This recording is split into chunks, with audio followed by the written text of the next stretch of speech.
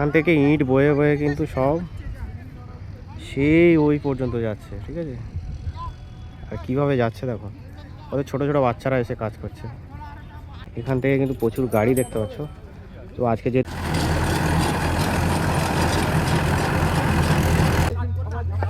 এখানে অজুখানা হচ্ছে হয়তো, তো কাজ চলছে জোর কদমে।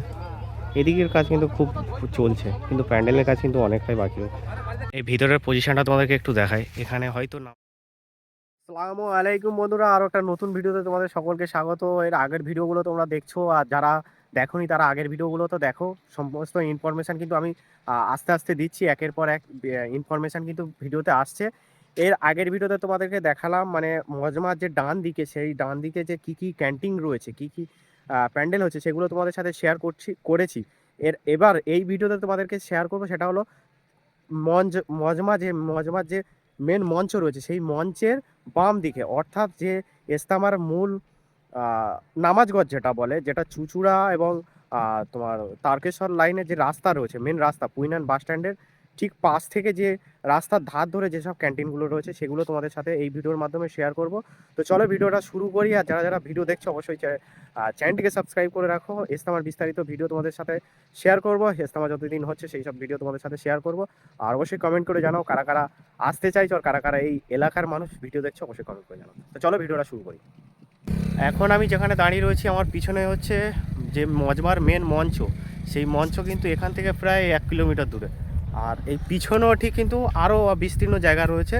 আর এর ঠিক দুই পারে, মাঝখানে ঠিক দুই পারেই কিন্তু বিভিন্ন ক্যান্টিনগুলো রয়েছে, বিভিন্ন জেলার বিভিন্ন ক্যান্টিন, বিভিন্ন হালকার সেই যে জায়গাগুলো, সেই জায়গাগুলো কিন্তু রয়েছে, ঠিক আছে। তো একটা ভিডিওর মধ্যে সব দেখাতে গেলে কিন্তু অনেকটা বড় ভিডিও হয়ে যাবে, আর তোমরা বুঝতেও পারবে না। কারণ এখনের দেখানো আর বিশ্ব ইজতেমার সময় এসে তোমরা মানে ঠিক করতে পারবে না। আচ্ছা, এখান থেকে তোমাদেরকে বোঝানোর জন্য একবার শেয়ার করি, সেটা হলো নামাজ ঘর এই দিকে, আর ভিডিওটা শেয়ার করব আমি এই দিকটা, আর মজমা হচ্ছে ওই দিকে। আর এর আগের ভিডিওতে শেয়ার করেছি মজমার ঠিক ওই দিকে, এই দিকে যে ক্যান্টিনগুলো রয়েছে সেগুলো কিছু কিছু শেয়ার করেছি, বলবো না সব শেয়ার করেছি, কিছু কিছু শেয়ার করেছি যতদূর যেতে পেরেছি। এবারে কিন্তু শেয়ার করবো তোমাদেরকে ঠিক এই রাস্তার ধারে ধারে যতগুলো ক্যান্টিন রয়েছে সেগুলো শেয়ার করব। আজান হচ্ছে, জোহরের আজান হচ্ছে।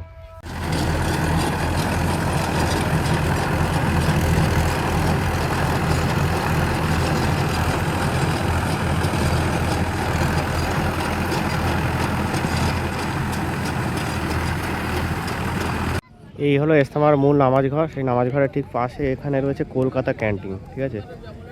এই জায়গাটা হচ্ছে কলকাতা ক্যান্টিন। ভাই জল বিক্রি করছিস? পানি কত করে? 10 টাকা করে। কটা কপেটি করে বিক্রি হয় একদিন বল না? হ্যাঁ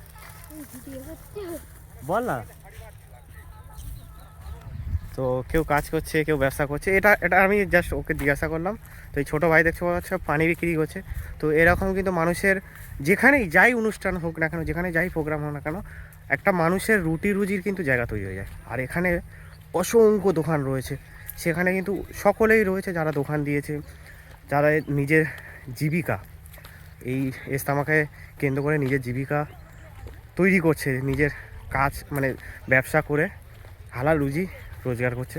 10-এর লাঠি 1-এর বোঝা, এরকম কি একটা কথাই বলে না, তেমনটা একটা তোমাদেরকে জিনিস দেখায়। এই যে দেখো, এখান থেকে ইট বয়ে বয়ে কিন্তু সব সেই ওই পর্যন্ত যাচ্ছে, ঠিক আছে। আর কীভাবে যাচ্ছে দেখো, ওদের ছোটো ছোটো বাচ্চারা এসে কাজ করছে। এই দেখো, পুচকি পুচকি বাচ্চারা এসে কাজ করছে। এইভাবে কিন্তু ইটগুলো চলে যাচ্ছে হাতে হাতে।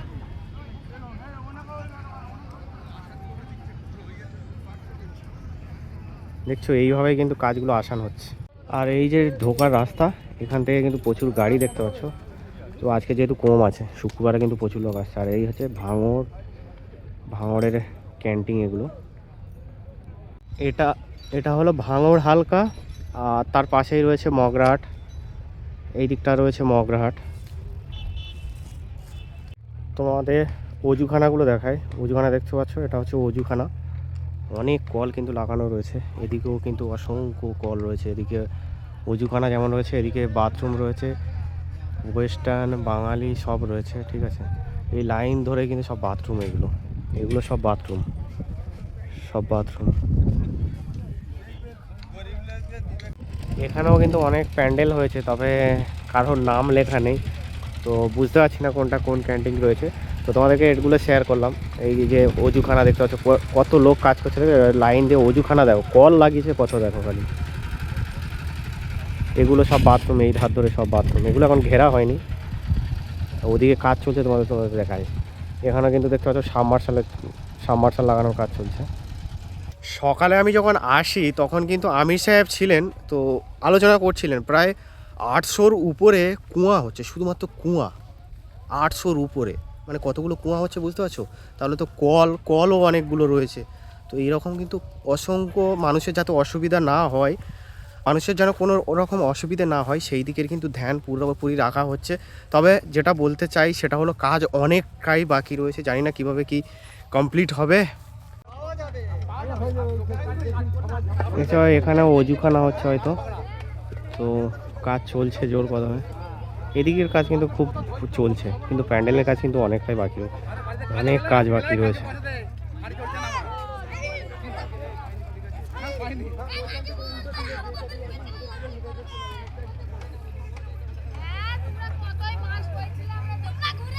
আমি আমি আর একটু এদিকে চলে এলাম, এদিকেও দেখায় তোমাদেরকে। অসংখ্য কিন্তু এরকম বাথরুম রেডি করা হয়েছে, এখনও কাজ চলছে। ঠিক আছে, কাজের অবস্থা দেখে বুঝতে পারছো কাজ কিন্তু হিসাব মতন অনেক কাজ বাকি রয়েছে। এদিকেও কিন্তু অনেকগুলো মার্কাজের বা হালকার যেসব থাকার ব্যবস্থা করেছে সেসব কিন্তু এইসব জায়গায় রয়েছে। একদম এটা কিন্তু একদম রাস্তার ধারে, ওখানে কিন্তু এক গাড়ি আবারও বাঁশ এসছে।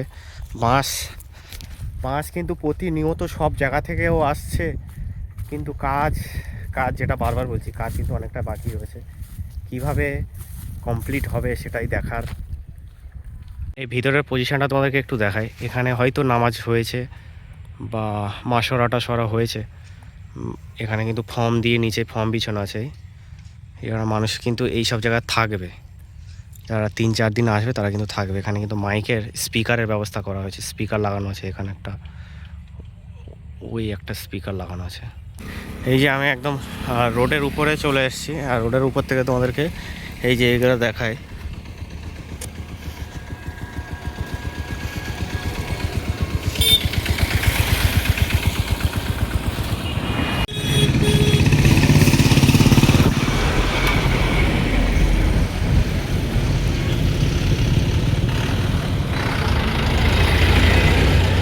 এখন এই মাঠের ঢোকার মুখে এখানে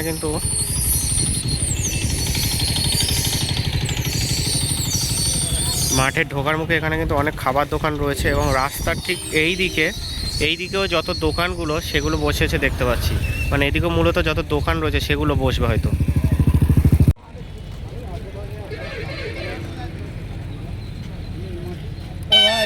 ভাই